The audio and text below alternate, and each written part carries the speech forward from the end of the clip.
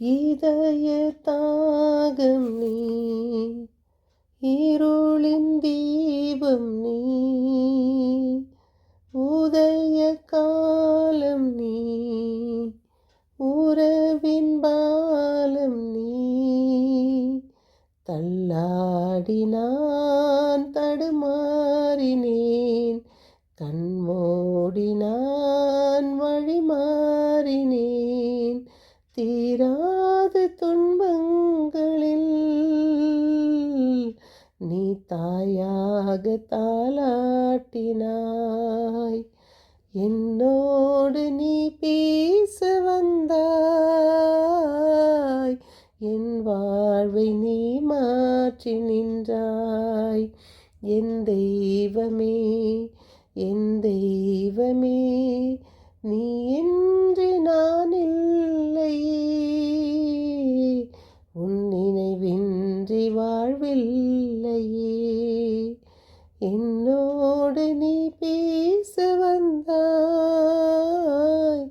என் வாழ்வை நீ மாற்றி நின்றாய்.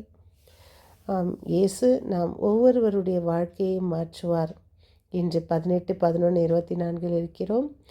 பேதுரு பவுல் பேராலயங்கள் நேர்ந்தளிப்பு விழாவை நாம் நினைவு கூறும் நாள். என் இனிய உறவுகளே, தூய ஆவியானவர் நம்மில் என்றும் அவர் துணையின்றி நமக்கு வேறில்லை. அன்னை மரியின் அரவணைப்பில் நாம் தொடர்ந்து வாசித்து கொண்டு வருகிற சங்கீத தொடர்ச்சி 55, 19, 20, 21, நீதிமொழிகள் 27, 22, 23, 24. இன்றைய வாசகம் திருத்தூதர்கள் பணி நூலிலிருந்து 28, 11, 16.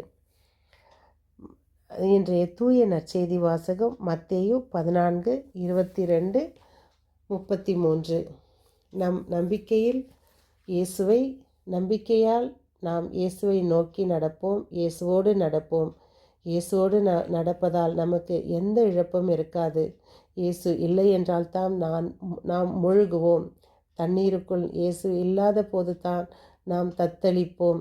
இயேசு இல்லாத போது தான் நாம் தவிப்போம். இதோ இயேசுவை நோக்கி நமது பயணம் என்பது ஒரு நல்ல பயணமாக, அன்புள்ள பயணமாக, நல்ல ஜீவனுள்ள பயணமாக, இயேசு நம்மை நேசிக்கும் பயணமாக, நாம் அவரை நேசிக்கும் பயணமாக நம் நம்பிக்கையின் பயணத்தை இயேசுவோடு தொடருவோம். பேதுருவைப் போல பேதுருவின் பார்வை இயேசு மீது இருந்தவரை இயேசுவை நோக்கி அவரது பயணத்துக்கு கடல் ஒரு பொருட்டாக இல்லை. ஆனால் பேதுருவின் பார்வை பெருங்காற்று மீது திரும்பிய போது அவர் தடுமாறி மூழ்கத் தொடங்கினார். இதைத்தான் நாமும் தினம் நம் வாழ்க்கையில் நாம் செய்து கொண்டு வருகிறோம். இயேசு நம்மோடு இருப்பதால் நமக்கு எந்த கஷ்டமும் எந்த தொல்லையும் இருக்காது. ஆனால் இயேசு ஒரு நொடி நம்மை விட்டு அப்படி பிரியும்போது நமக்கு எல்லா இழப்புகளும் ஏற்படும். தவிப்போம், தத்தளிப்போம், மூழ்குவோம், எழவே முடியாது. இதே போல்தான் இயேசுவோடு அவர்கள் பயணம் செய்யும்போது இயேசுவை பார்த்து நடந்தால் முன்னேறுவோம், இயேசுவை பார்க்க மறந்தால் மூழ்கி விடுவோம். எனவே நம் பார்வையை இயேசு மீது பதித்து பாதங்களை நம்பிக்கையால் பலப்படுத்தி இயேசுவை நோக்கி நடப்போம்.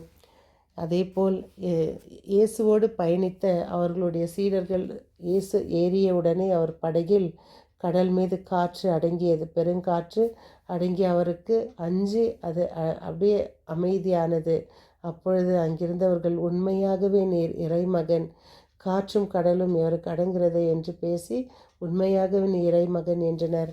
இதேபோல் அவர் சமாரியா வழியாக நடக்கும்போது அந்த கிணற்றடியில் ஒரு பெண்ணை சந்திக்கிறார். அங்கு அவர் தண்ணீர் குடிக்க அங்கு போகும்போது நீங்கள் எங்களோடு தண்ணீர் பருகுவதில்லையே, நாங்கள் சமாரியர்கள் என்று சொல்லும்போது இயேசு நான் யார் என்று தெரிந்தால் நீரே என்னிடம் தண்ணீர் கேட்பீர் என்கிறார். அப்பொழுது அவள் நீர் அப்படியே முழிச்சு நீ கடவுளை அப்படியெல்லாம் கேட்டு நிறைய வாக்குவாதம் நடக்குது, நிறைய கான்வர்சேஷன் அவங்களுக்குள்ளே போகுது. அப்போது இயேசு கடைசியாக ஒரு வார்த்தை சொல்கிறார், நான் என் ஜீவனுள்ள தண்ணீர் நான் கொடுப்பது அப்படின்னு. இதை அறிந்த அந்த பெண் உடனே அறிக்கை செய்கிறாள், உண்மையாகவே நீர் இறைமகன் என்று. அவளிடம் இருந்தவற்றையெல்லாம் போட்டுவிட்டு அறிக்கை செய்து ஊருக்குள் ஓடிப்போய் இயேசுவை பற்றி நற்செய்தியை அறிவிக்கிறாள். நாம் இயேசுவின் வார்த்தைகளை கேட்டதும் அறிந்ததும் நாம் செய்ய வேண்டிய ஒவ்வொருவரின் கடமையும் இயேசுவை பற்றி நாம் நற்செய்தி அறிவிக்க வேண்டும். இயேசு யார் என்று மற்றவர்களுக்கு தெரிவிக்க வேண்டும். நாம் என்ன தெரிந்து கொண்டோமோ அதை பிறருக்கு நாம் தெரிவிப்பது நமது கடமை. இதோ அந்த சமாரிய பெண் போல இயேசு பேதுருவின் அந்த படகில் இருந்தவர்களைப் போல நாம் இயேசுவை பற்றி அறிக்கை செய்ய முயற்சி செய்வோம். இதோ அன்பில் நாம் ஒருவரை ஒருவர் நேசித்து வாழ்வோம். நாம் எவ்வளவு காலம் இந்த உலகத்தில் வாழப்போகிறோம்?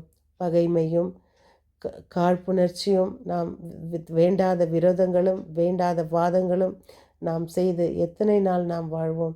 அதனால் நாம் ஒவ்வொருவரும் ஒருவரை ஒருவர் மன்னித்து நேசித்து பிறர் அன்போடு வாழ. இந்த உலகமே ஒரு அன்பு தான். அன்பே கடவுள், கடவுளே அன்பு. இந்த அன்பை விட்டு நாம் எந்த விதத்திலும் கடவுளை நேசி அன்பால பிறரை நேசி இரண்டுமே ஒன்று தான். முழு உலகமே அன்பு தான். இந்த அன்பை நாம் வைத்து ஒவ்வொருவரையும் நேசிப்போம், மறப்போம், மன்னிப்போம்.